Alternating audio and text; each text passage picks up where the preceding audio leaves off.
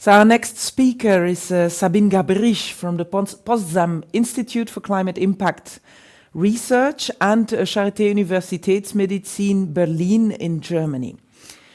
The question is, human health fundamentally depends on functional ecosystems and a stable climate. This is what the planetary health is all about. So how is our planet Earth doing? What does it mean for us? And above all, what can we do? She gives us a diagnosis of our planetary crisis with starting points for healing humans and planets. Setting the scene is Sabine Gabrysh. And this is going to be a planetary health perspective on the climate crisis. I start with a cartoon. This is planet Earth seeing the doctor. Oh dear, this does not look good.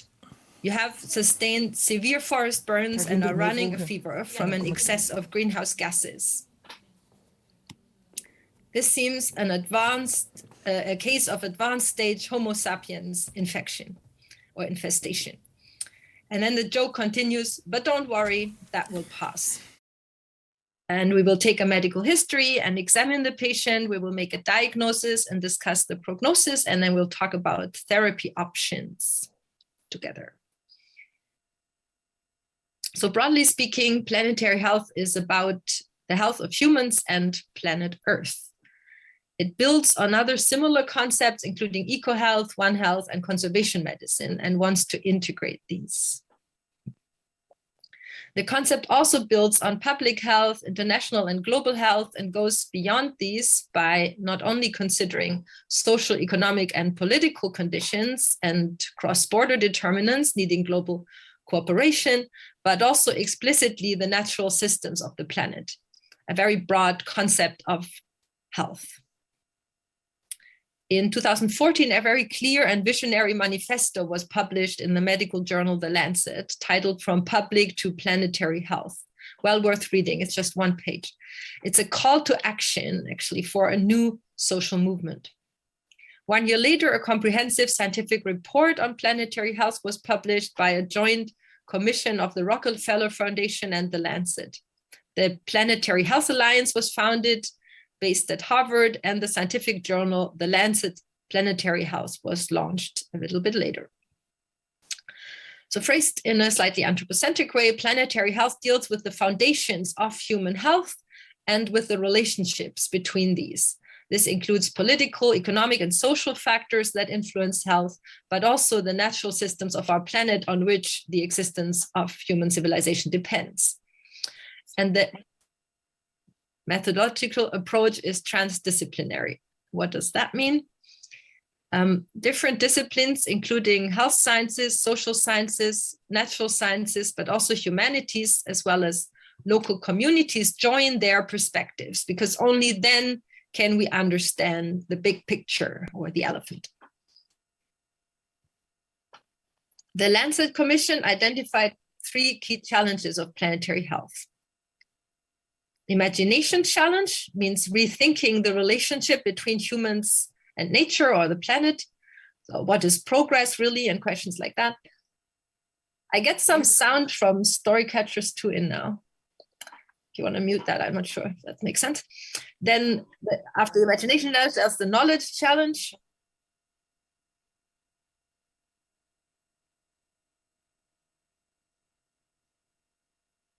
Thank you. There was a lot of echo. Thanks. Okay, so the knowledge challenge, including the health consequences of global environmental changes. So how do these sort of backfire on human health? And then the implementation challenge, developing, implementing, and evaluating solutions, strategies for a more sustainable way of living. So how do we get from knowledge to action? I'll get back to these. Actually, the Gaia theory from the 1970s is also very related to planetary health. It says that the Earth as a whole is like a living organism, a superorganism with self-regulatory features and so-called emerging properties. Like similar to a beehive, which can keep temperature constant within a certain range, although the individual bees as insects cannot regulate their body temperature. This means we humans are one part of a bigger entity, our living planet Earth. Now on to the medical history. What symptoms does the patient have? So one is climate change. The Earth has a fever. It is getting warmer and the weather is more variable and less predictable with more extreme events. For example, more heat and drought leading to fires, but also more heavy rains and floods. And with rising temperatures, polar ice, glaciers, and permafrost are melting.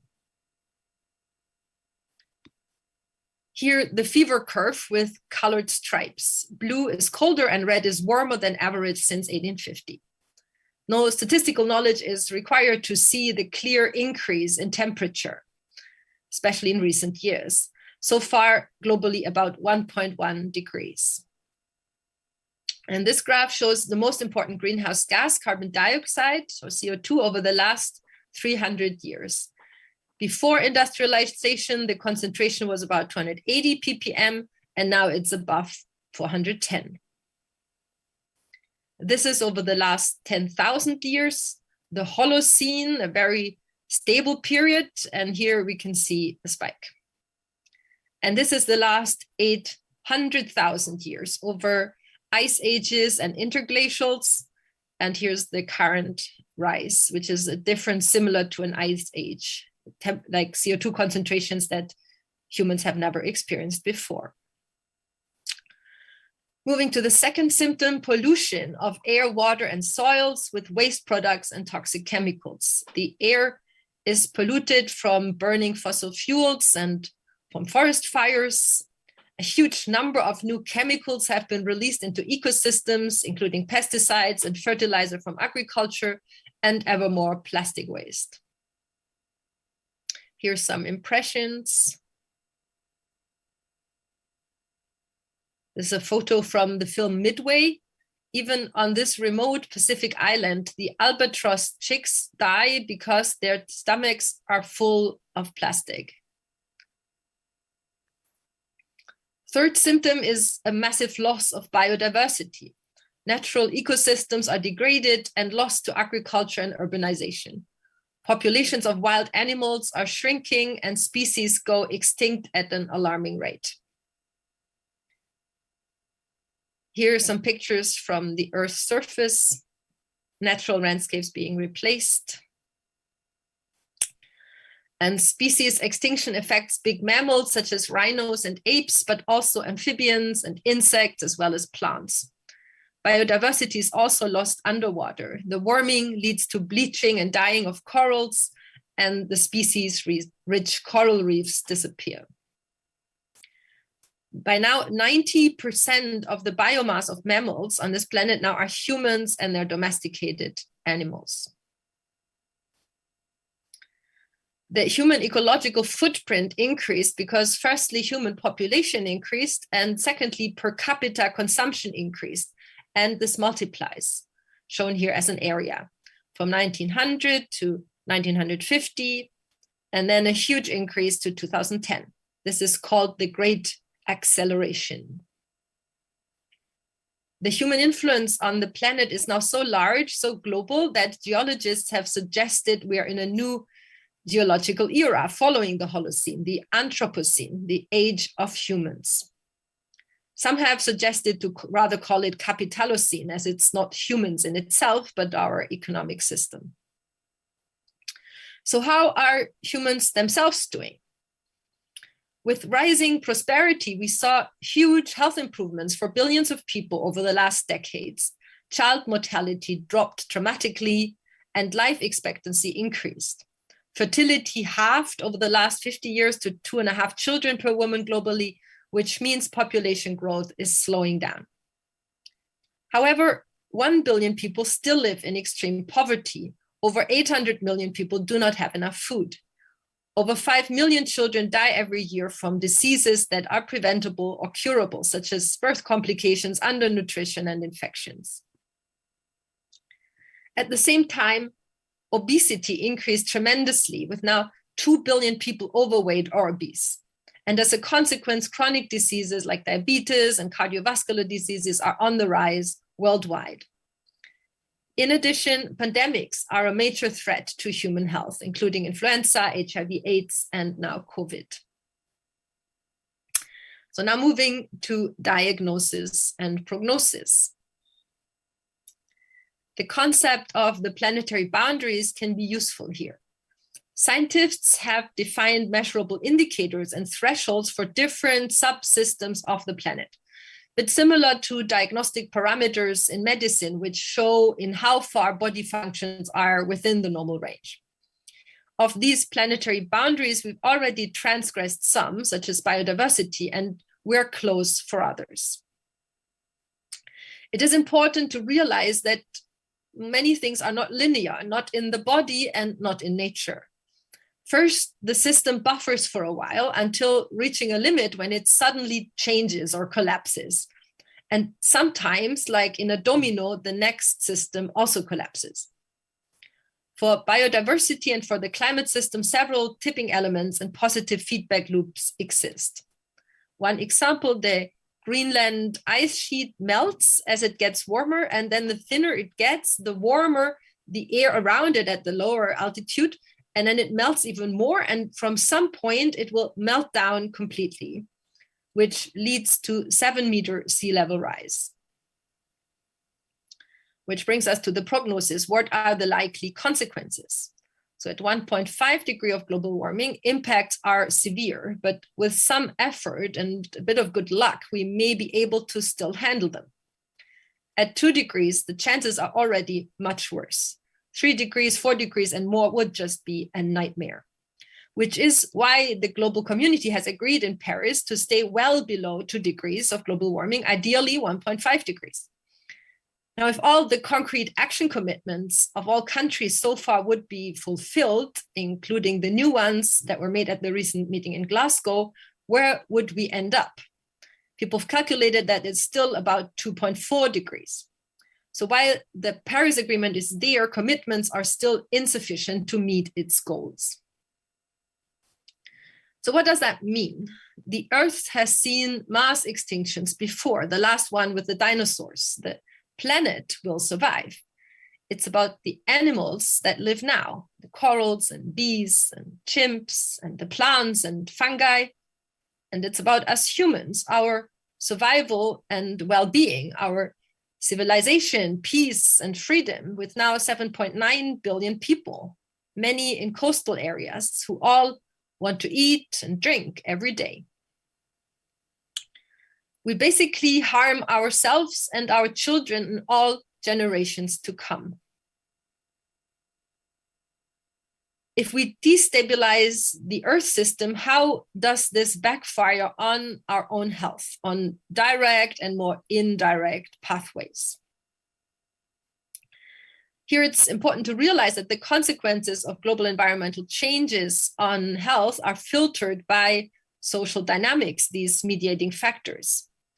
Ideally to the better, for example, through successful adaptation measures, but could also be to the worse, for example, through conflicts over scarce resources.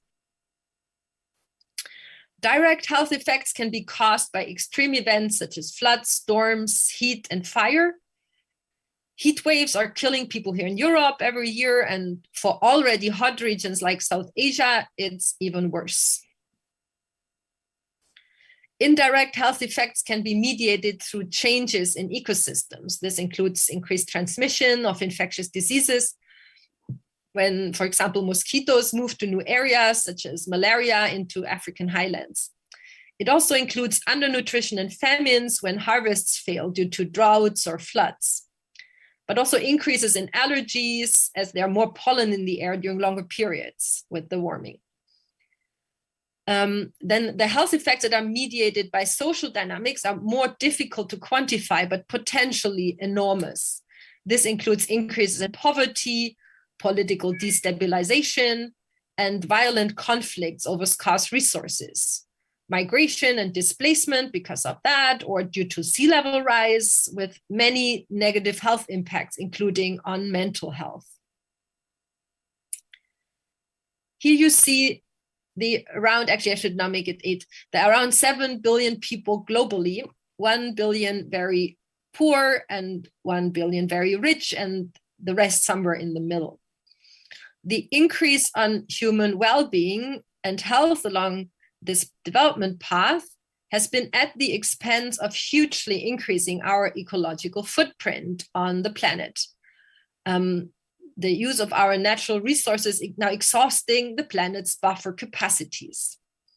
And with some delay, this is now backfiring via global environmental changes, climate change, biodiversity loss, etc., threatening our own livelihoods and our health. And the largest burden is among vulnerable groups, as they have little margin to buffer any shocks, which is highly unfair as they hardly contributed to the problem. And eventually all will suffer. The floods this summer in Germany and Belgium are a first taste of that fact. So the situation is serious. If we don't act, it is life-threatening, a planetary emergency. How does a good doctor communicate a serious diagnosis? Well, by telling the full truth, explaining, listening, accepting the emotions, denial, desperation, that priorities in life completely change, and help the patient accept this and jointly discuss the way forward. Because if there is no shared diagnosis and sense of urgency, it's very hard to discuss the treatment in a meaningful way. And in the planetary crisis, this situation often resembles the one in this cartoon. Many people, society and politicians and so on, have not fully understood the diagnosis yet. So now moving to therapy. And as in medicine, there are immediate measures, medium and long-term measures to be taken. In an emergency, the first thing is to stabilize the condition of the patient and, for example, prevent further blood loss. So similarly, here we need to stop harming the planet further, stop harmful subsidies, more coal plants, deforestation, loss of swamps and soils, and stop further pollution. In the long run, we have a double challenge, stopping environmental destruction and at the same time reducing poverty. We have to get into this corner, achieving good health at low ecological cost, as envisioned in the SDGs.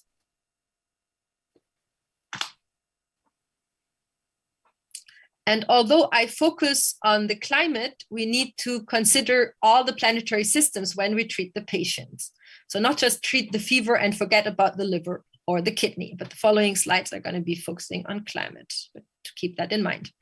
So for therapy planning, we need to know what is our remaining carbon budget. That means how much CO2 and other greenhouse gases can we still emit into the atmosphere before we cross dangerous planetary boundaries.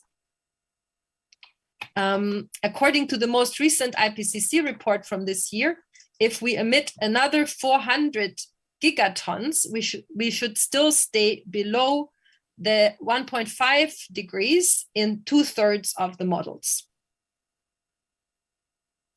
Annual global emissions are around 42 gigatons. So what does that mean? Well, we have to become clean as soon as possible. That means stop burning fossil fuels and emitting CO2 to the atmosphere, which means we need to quickly decarbonize our economy. We only have a quota of 400 gigatons globally. That was in January 2020, in fact, so now it's already less during this withdrawal phase, which means we have to organize this intelligently. If we continue to be wasteful over the next few years, it will then become impossible to achieve the goal.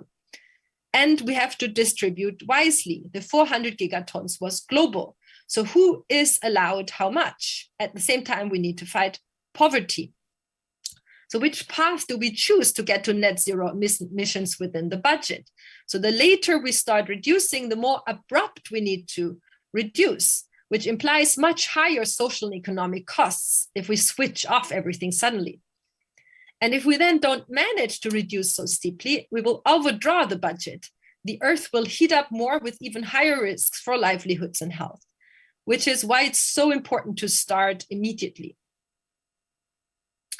Now, these are 42 coffee beans, and they represent the 42 gigatons of CO2 equivalents of global annual emissions. And I'm showing you a distribution over the entire world population divided into 10 evenly sized groups according to their wealth. Here you can see that the poorer half of the world population emits 1/10 of the total, 4 beans. The richest 10% of the world population emit half of everything, 21 beans. Quiz question, where should we start to reduce?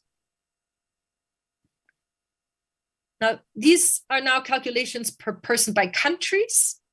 In Germany, we emit around 9 tons per person in year, much above the global average. I guess Belgium is similar. The climate crisis cannot be discussed without talking about justice. Who caused the problem? Who can invest in the transition? Who is struggling to survive, and even more so in a changing climate? Who already has a high living standard and is consuming luxury? And where are millions of people striving towards a decent life? It is clear that the rich industrial countries have to reduce faster and help the others. And it says that in the Paris Agreement. Now, to accomplish that in the little time left until natural systems will crumble, small stepwise improvements are not sufficient anymore. We need a radical reshaping of our whole way of living, our way of doing business, a great transformation or transition of society, an unprecedented challenge. Will we make it? Well, it will require some major shifts also in our way of thinking, as problems can never be solved with the same mindset that created them, as Einstein wisely realized. Which brings us to the core of the problem, the relationship between humans and the planet. Now, also in this previous graphs, I also showed the humans and the planet or nature separated. Through our technological advances, we imagine that we've become independent of nature. And we've also distanced ourselves emotionally, regarding nature as a pile of resources just for us. In reality, we are, of course, part of nature. We breathe air, we drink water, we eat other living beings. Millions of microbes live in our guts, on our skin, are vital for our well-being. Exploitation of nature worked fine for a while there were relatively few humans and a lot of nature. This has changed. In the Anthropocene, the whole planet is influenced by humans. There's virtually no untouched nature anymore. So nature is part of us, and we are part of nature. We need to realize that we are one component of a highly complex web of life, of our living planet, and that we totally depend on it. Our health, our society, our economy, all depend on functioning ecosystems, on a stable climate. This also has an ethical dimension. What value do we assign nature? Is our relationship characterized by exploitation or by awe and connectedness? Albert Schweitzer's Ethics of Reverence for Life is one attempt to overcome our restricted ethics that only contain humans. The encyclical letter Laudato Si by Pope Francis is called On Care for Our Common Home, which refers to planet Earth. He talks about awe and wonder towards nature versus the attitude of a master consumer and exploiter. And the Dalai Lama emphasizes that it is not enough to train our brains, we need to develop our hearts towards more compassion if we want to survive. Of course, these insights are not really new, and neither is the idea of planetary health. Many indigenous peoples have preserved this wisdom over generations and a spiritual relationship to nature or Mother Earth. Now let's talk about concrete solution strategies for a sustainable lifestyle. The ecological footprint is well known. Everybody can calculate his or her footprint with online tools, and it's important to make efforts to reduce it already for one's own credibility. But it is not sufficient. We need to jointly change the structures that are hurting people and nature. We need to influence politics and contribute to the great transformation of society. That is the handprint. One example, taking the train instead of flying, is footprint, and pushing politicians so that trains become the cheaper and easier choice would be handprint. This means we have to change the rules by which we play, the structures, and these are decided higher up. The leverage is highest there, which does not mean we should not also act on the middle and lower levels. We need all of that at the same time as they all interact. There are plenty of solutions already, and many are synergistic, win-win solutions, good for the planet and also good for our own health in the short term. For example, in the transport sector, which is responsible for a quarter of greenhouse gas emissions in Europe and the main source for particulate matter pollution. At the same time, physical inactivity, traffic noise, and accidents and air pollution are major risk factors for a range of chronic diseases. A transport shift towards pedestrian and bicycle-friendly mobility would be a huge gain for the climate and for health. When we stop burning fossil fuels to mitigate climate change, this would avoid an estimated 3.6 million deaths worldwide every year, just from outdoor air pollution, many also in Europe, as one can see here. Agriculture is responsible for deforestation, land degradation, and species loss, including through pesticide use. Altogether, the food system is responsible for around 1/4 of global greenhouse gas emissions. Growing food differently with approaches learning from nature, we can preserve biodiversity, mitigate climate change, and improve human nutrition and health. Unhealthy diets are one of the biggest risk factors for diseases and premature death worldwide. The Eat Lancet Commission has published recommendations for a so-called planetary health diet, healthy and sustainable. Now in Germany, the average plate looks rather like this. A lot less meat and a lot more vegetables would be a huge win for climate, animals, and humans alike. Adopting such a diet worldwide could avoid 11 million premature deaths every year and could feed humanity sustainably. In conclusion, two summary statements made by the Lancet Commissions on climate change and health. The first one said, climate change is the biggest global health threat of the 21st century because it destroys living conditions on the planet. Storms and floods, heat and drought, harvest failures and famines, infections, conflicts, and migration. It hits poorest people most and first and enhances inequality. And it threatens the survival of civilization. The second one is tackling climate change could be the greatest global health opportunity of the 21st century. What we need to do for the climate is basically similar stuff that we need to do for our own health anyway.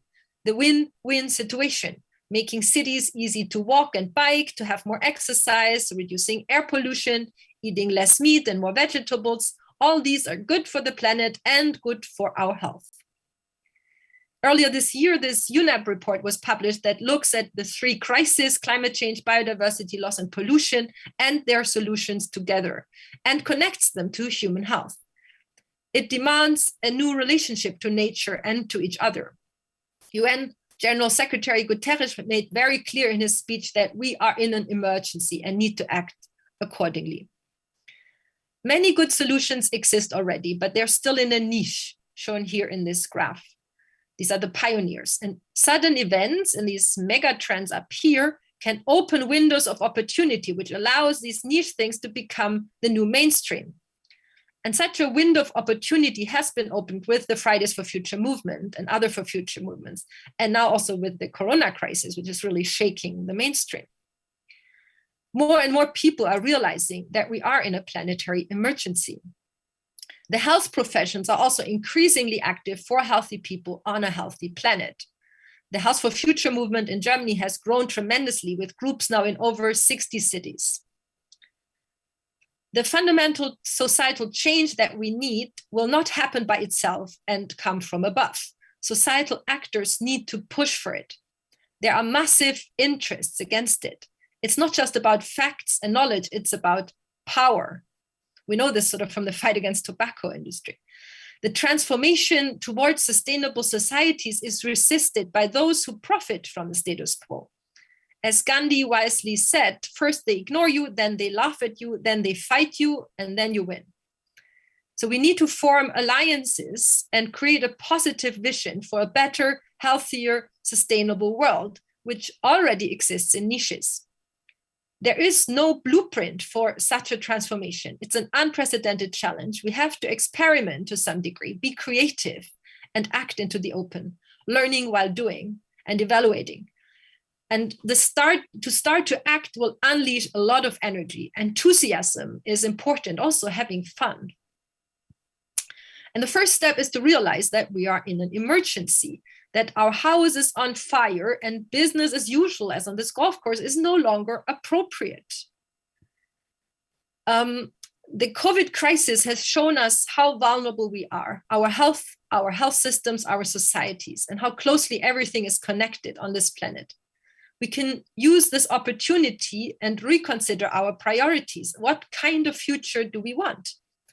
The German Advisory Council on Global Change, where I'm a member, has published a discussion paper last week, shown here, the link, and we're asking for a broad societal discussion about these issues. And it would be great to also have your thoughts. Many thanks.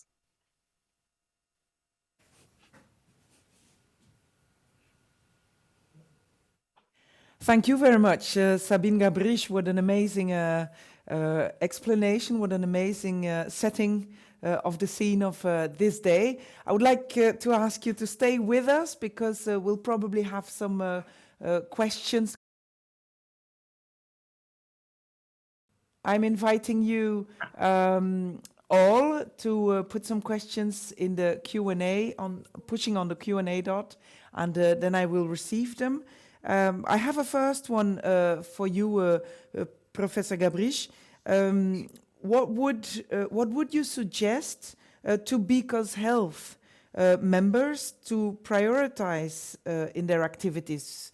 What's an absolute priority? Well, we need to do many things at the same time, obviously.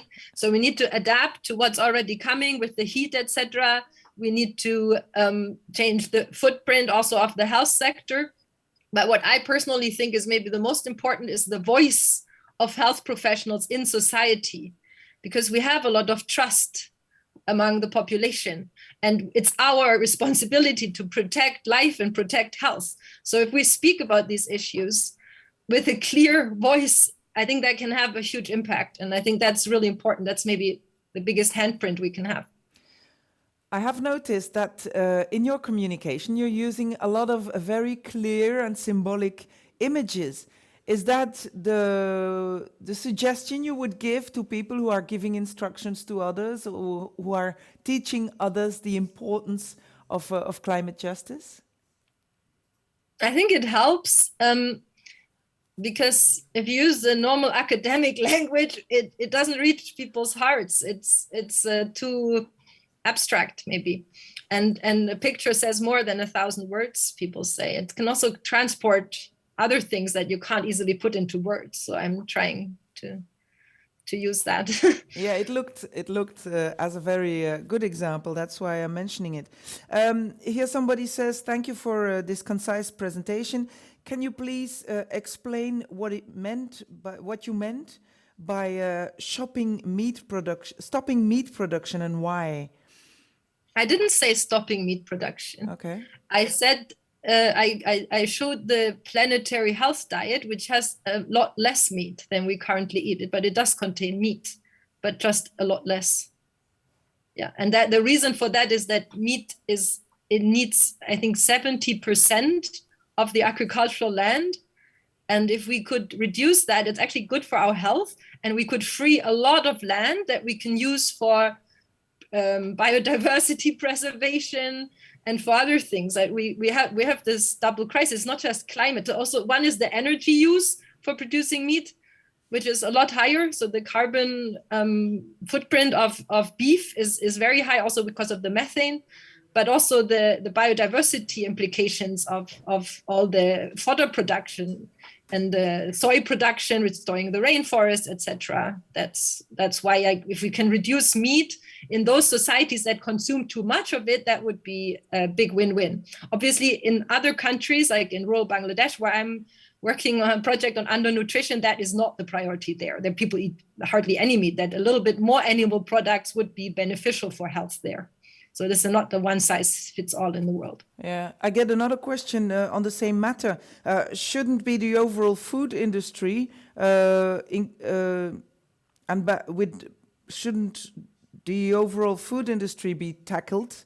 So the question is not very clear, but somebody is talking about bad calories.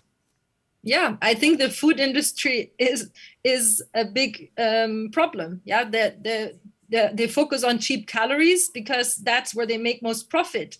The profit is very little with fresh fruit and vegetables because they decay. It's kind of tricky to transport, etc. So like selling empty calories is the biggest market. And they are going into all the low and middle income countries and trying to push their unhealthy diets there as well because they're profitable. And I think people need to be aware that this is not in their own interest, in the interest of health, really. So the general public has to complain about this or put pressure on the politics? Yeah, and I think health professionals have a particular responsibility. It's like the same as with the tobacco industry. You have to be aware that their corporate interests are not aligned with public health in most of it, and that they try, of course, their same strategies as well. They try to say, oh, we're reducing a bit of sugar and we're doing this and that to stop regulation. And there have been so many good reports on how we can transform the food systems. And this is basically the advice is there, but it's not being put into practice because there is resistance. Mm-hmm. A lot of overproduction just gets wasted when it's not sold. How can we tackle that? Now that's a very important one, actually. The food waste. It's if we can reduce that, everything that's wasted in the end, all the resources went in it for nothing. Mm-hmm. So the approaches, of course, differ. Yeah, food and other things like clothing, like shoes. It all just gets thrown away. Yes, I think there's not one approach. It depends on where you look at it. Like for waste on the field is different than waste in the kitchen. Like some of it is learning again how to cook, how to use leftovers. It's also a bit of a more sufficiency thinking, like what do I really need? If you talk about clothes and things, like there's this sort of throwaway mentality sometimes that now people wear clothes only once and throw them away. This is like totally decadent, in my opinion. So we need to think like in nature, there is no waste really, that we need to close the circles again. That the thing that one species, like the leaves that fall down, are used as compost, one thing is recycled in the system. So we need to also close the circles again in our economy, that whatever is produced is again recycled, but what is avoided in the first place, because we don't need it, is even better than recycling, because it's often hard to really close the loop without a decline in the quality of the products. Mm-hmm. Edna Juga asks, can you explain a little more about the Gaia theory? Oh, okay. It's very hard to do this briefly. Yeah. So in fact, it's a bit tricky because it's been received a lot in the sort of more esoteric community, which makes some people think it's something esoteric, but it's not. It's a scientific concept that's large parts of it have been included into Earth system science now, that we cannot understand the climate, for example, without understanding the biosphere. So the living organisms on the planet are participating in shaping the way the planet looks, the way the climate functions. It's all one system. The living and the non-living parts function together. And of course, it's not in a conscious way, but it's more like in an organism also, where like the feedback loops have developed in a way that promote life, basically, but it doesn't mean that it can buffer anything. Yeah, so now the limit has been reached. The Earth has buffered a long time what we did to it. Yeah, so a lot of CO2 has been absorbed in the oceans, which are turning more and more acid for that now, and so on. So yeah, so like I think it can help to look at the Earth, as I did with the sort of metaphor of planet Earth as a patient, to look at it like an organism. And of course, it's not a living being like an individual living being. It's more like an ecosystem or something, like a superorganism. So you can Google this Gaia theories by James Lovelock and Lynn Margulis and read more about it. Another question here for you. The planetary health paradigm sounds very revolutionary, and its implementation will require different social organization. Which is the main challenge we could meet in moving towards it? What's the main challenge? I think what the person suggests is how the social organization is probably one of the main challenges. How do we organize ourselves as humans intelligently on a global scale? Because we've kind of come from tribal warfare to more or less functioning democracies, but we don't have a functioning like global level yet. So someone has made this joke, what's the difference between a human and an ant? So the ant isn't very smart as an individual, but the whole ant hive is acting very intelligently. In the human, the individual is very intelligent, but as a global community, we're destroying the basis for our own survival. So how do we create social structures? And it's not going to be a top-down thing. In the ant hive, it's also not the queen that commands in the morning what everybody should do, but it's more like an emerging organization. How can we create this in our societies that we act intelligently on a global scale? I think that's a huge challenge, and it's going to have to do with regulations, like CO2 price is one example, but also various other things. And I think like active citizens that are involved in decisions are one part of that. I get a question from Abdoulaye Barry. In a context of developing countries with strong urbanization and a need for industrial development, how to combine these issues of biodiversity preservation? Well, urban centers are only a very small fraction of the Earth's surface. I think it's like 1, 2, 3%, something like that. So the conflict is more between the agriculture and the natural places, largely. But also that, of course, if the growing populations need more food, etc., and it's a huge challenge. But it's also in the urban conglomerates in the global south, like there's so much lose-lose. People are in traffic jams all day, they inhale toxically polluted air, etc.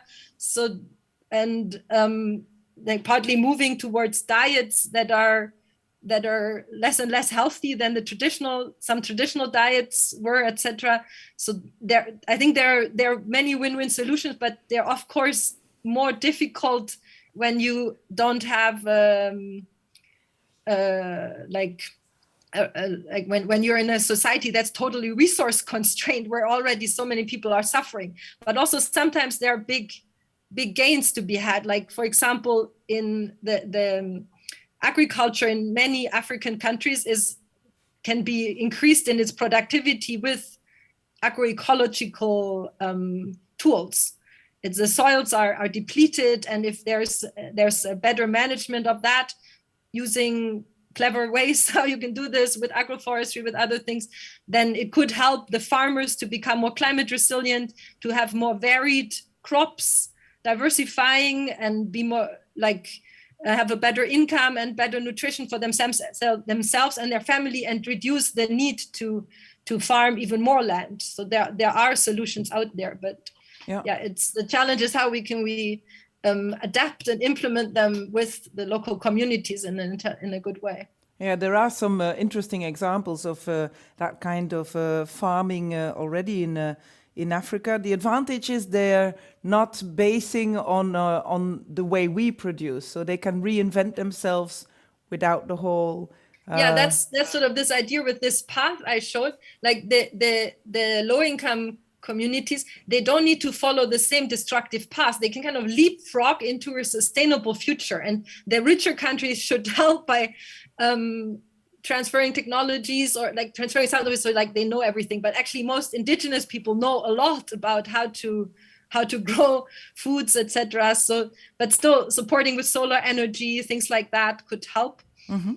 And strengthening also the farmers themselves to be innovators and teach others and figure out better ways of doing things. Yes. François Saramangin, thanks for the excellent presentation. Do you think that health professionals are already well represented and powerful at global level to push for the climate justice, health, equity agenda? Not yet enough, but they're starting now. So this COP was the first one where there were some significant health voices heard.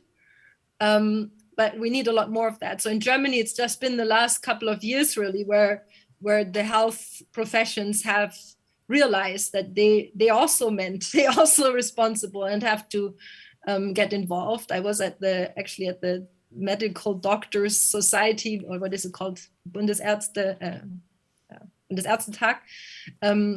And I was impressed how quickly it's gone. So I think when some individuals that are really passionate about this talk to others and start doing things, it can happen in a few years that the voice becomes more loud and powerful, and that can make a difference. I have a last question for you, Professor Gabrysh, from Casimir. From Casimir Wendy Vladimir.